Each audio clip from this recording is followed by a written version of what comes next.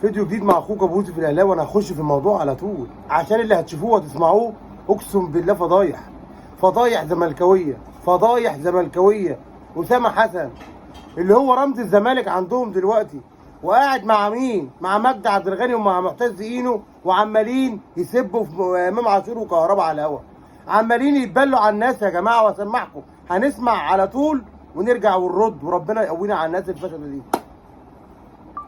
الشناوي انت هتجيب جول، هو الشناوي اي حد فمقدوره في النادي الاهلي الله مبهره. المشكله الكبيره يا كابتن اللي انا بنصح بها النادي الاهلي والله العظيم والله العظيم وحياه لا اله الا الله الكلام ده حصل، وانا بقول لكم ايه كويس قوي من ناس قريبه من كهربا وامام عاشور.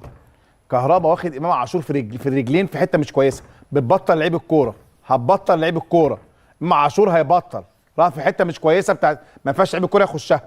امام عاشور بيسمع كلام كهربا من الف للياء وهو السبب. طب امام عاشور مرتبط وعنده زوجه ويعني ان شاء الله باذن الله في قريب. ما هو كابتن ربنا يكفيك باش اصحاب، ربنا يكفيك يعني شرهم. ايوه يعني. طيب ما هو يعني بيسيب زوجته ويروح ولا بياخد زوجته معاه برضه؟ يا كابتن اسمع مني يا كابتن، بيروح الاماكن ديت يعني لوحده ولا مع حد؟ اسمع بس يا كابتن مني بدون اي تفاصيل، وحط انت بقى تحت بين السطور اللي انت عايزه. امام عاشور السبب الرئيسي ان هيمشي من النادي الاهلي ان كهربا هيمشي ياخد امام عاشور معاه. امام عاشور مش عارف يعيش من غير كهربا. شفتوا يا جماعه؟ شفتوا وسمعتوا الفضايح؟ بيقول لك امام عاشور كهربا واخده لسكه هتبطل لعيب الكوره واخده لسكه اللي هو هيروح فيها وما يرجعش. ادي اسامه حسن اللي الاهلي من 20 سنه مشاه يا جماعه سوء سلوك. انا بتكلم بما يرضي الله. النادي الاهلي ماشي ببني ادم اللي اسمه اسامه حسن ده سوء سلوك وهو في ناشئين النادي الاهلي قبل ما يروح انبي. يا جماعه النادي الاهلي بيتحارب من كل واحد في مصر في الكوره. كل واحد فاشل يحارب النادي الاهلي، كل واحد مش عارف يعمل حاجه مع ناديه يطلع يشتم في النادي الاهلي. يعني اسامه حسن ده بيعمل ليه كده يا جماعه؟ زي رضا عبد العال، زي عرفت نصار، زي محمد عبد الله، زي اي بني ادم زملكاوي بيشتم عشان يشتغل في الزمالك. نادي الزمالك عامل تسريعه، نادي الزمالك عامل سعر، اشتم الاهلي هتشتغل، اطلع سب لعيبه الاهلي هنشغلك وهنشهرك. وجمهور الزمالك فرحان، جمهور الزمالك فرحان بالكلام ده يا جماعه.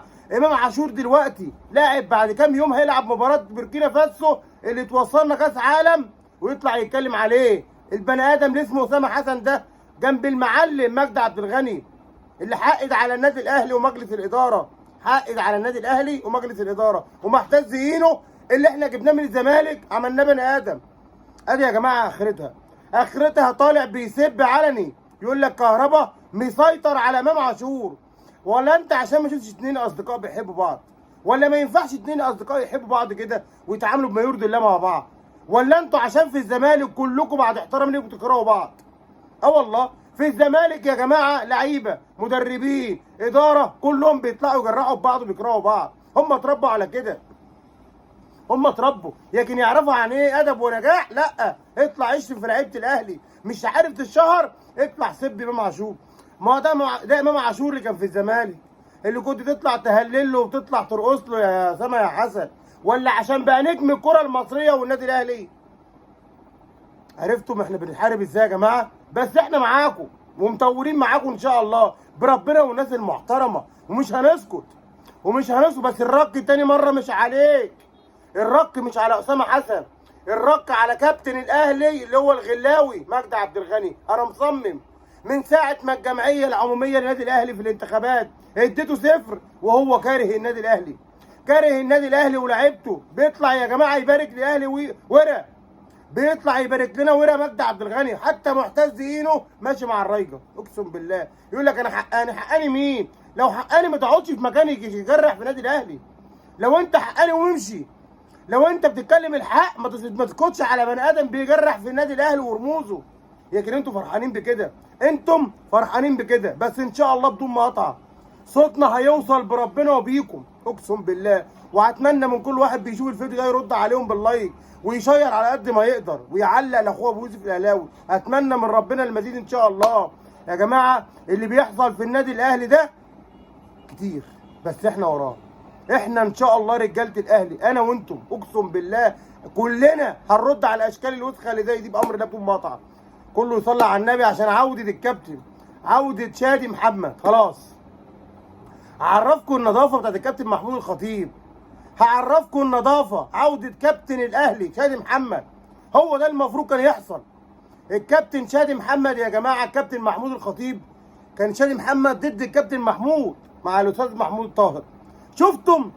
شفتوا اللي الكابتن محمود ابيض ما بيشيلش من حد. عوده شادي محمد مدير فني يا جماعه لفريق السيدات لنادي الاهلي. خلاص الكابتن شادي محمد يا جماعه كلنا دعم ليه، كله يساند الكابتن شادي محمد. شادي محمد ده يا جماعه اكبر كابتن شال بطولات في النادي الاهلي. بعد احترام لسوء التفاهم اللي حصل خلاص صفحه وخلصت.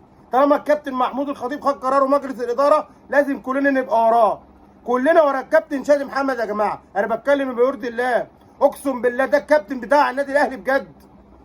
ما شفناش في الملعب منه حاجه ضد النادي الاهلي. حتى لو في سوء تفاهم مع الكابتن الخطيب، الكابتن الخطيب اللي قاعد معاه، الكابتن الخطيب هو اللي قاعد معاه وجابه يا جماعه يمسك مدير فني للسيدات للنادي الاهلي. وان شاء الله تبقى فتحه خير ان شاء الله. شادي محمد يا جماعه اقسم بالله رمز من رموز الاهلي، كلنا نسانده. محدش يا جماعه يزعل من الخبر ده، احنا المفروض كلنا نفرح. احنا عايزين نلم مش عايزين نفرق. النادي الاهلي بيلم لعيبته الكبيره والمحترمه اللي ان شاء الله بدون مقاطعه عوده شادي محمد دي هيبقى وراها عوده واحد تاني وتالت ورابع بامر الله بدون مقاطعه. طول ما النادي الاهلي ماشي برضي الله طول ما ربنا هينصرنا. طول ما النادي الاهلي شايف الرموز وبيجيبها وبيرجعها، حتى لو كان في سوء تفاهم، حتى لو كان في اي حاجه ضد النادي الاهلي يا جماعه جابه وبقى مدير فني.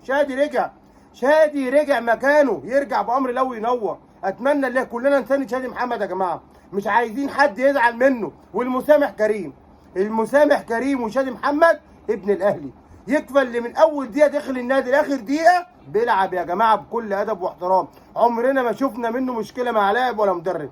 اقعد العب، مذيع امشي اعمل كل اللي انت عايزه. شادي محافظ على كلامه. حتى لما كان مع الاستاذ محمود طاهر والاستاذ محمود طاهر خسر وكابتن محمود الخطيب كسب، ما طلعش عمل تصريح ضد الخطيب، ما طلعش قال يا جماعه اي حاجه ضد مجلس الاداره. كان بيساند مجلس الاداره بكل قوه.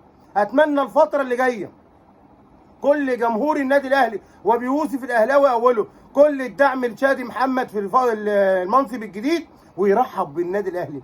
النادي الاهلي بيرحب بيه زي ما هو بامر الله هيشرفنا، بامر الله هيشرفنا يا جماعه. الفتره اللي جايه عايزين نركز ماتشين اللي جايين. بوركينا فاسو اول ماتش ان شاء الله كمان يومين. كل الدعم للكابتن حسام، كل الدعم للكابتن حسام حسن. اتمنى يا كابتن حسام اللي انت بدون مقاطعه ربنا يوفقك في التشكيل اللي انت هتلعب بيه، عشان الماتش صعب. بوركينا فاسو فرقه محترمه، اتمنى من ربنا واتمنى محمد صلاح يلعب بضمير، واتمنى كل لاعب مع المنتخب بيطلع كل الجهد بتاعه عشان الفتره اللي جايه صعبه. ماتشين صعبين يا كابتن حسام، لا هتقعد لا هتمشي. انا بقولها لك بما يرضي الله، واتمنى ان انت تقعد. اتمنى ان انت توصل كاس عالم وتلعب وتكسر الدنيا يا كابتن حسام. وبشكر كل واحد مشترك معايا في القناه، واتمنى من ربنا وانتم وربنا وانتم المزيد، واللي ما اشتركش ينزل يشترك. السلام عليكم.